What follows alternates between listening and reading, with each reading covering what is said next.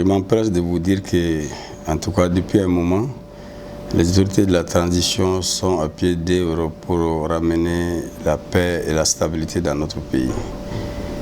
Évidemment, je dis cela par rapport à beaucoup d'initiatives et de mesures qui ont été prises.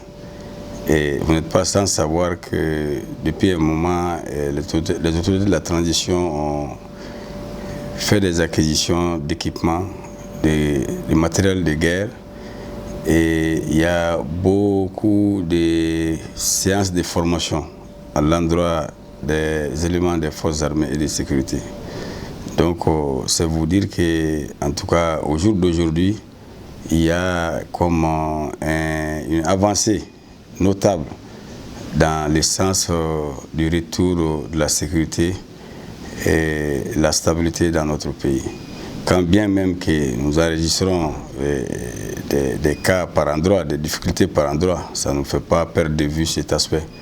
Mais de façon globale, il y a un effort qui est fait et qu'il faut savoir aussi apprécier à sa juste valeur. L'insécurité dans ma région, elle est volatile.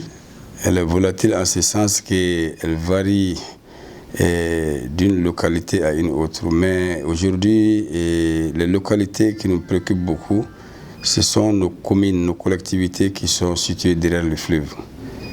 Puisque depuis un moment, les présumés groupes armés terroristes font légion dans cet endroit-là, où nous déplorons en tout cas l'absence d'autorité. Et je rappelle que depuis le 13 décembre 2019, les sous-préfets de l'arrondissement de Farako, situé derrière le fleuve, a été enlevé. Et jusqu'à nos jours, il est entre les mains de ces assaillants. Donc, c'est vrai que ce n'est pas la seule poche d'insécurité, mais aujourd'hui, dans cet endroit, quand même, il y a véritablement un problème.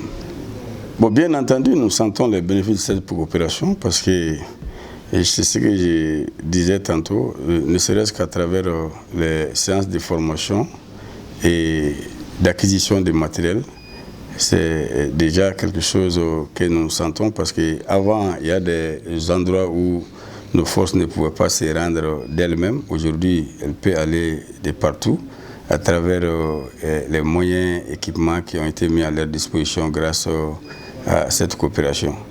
Maintenant, pour le cas du retrait de Barkhane, je n'en dirai pas plus que les plus hautes autorités.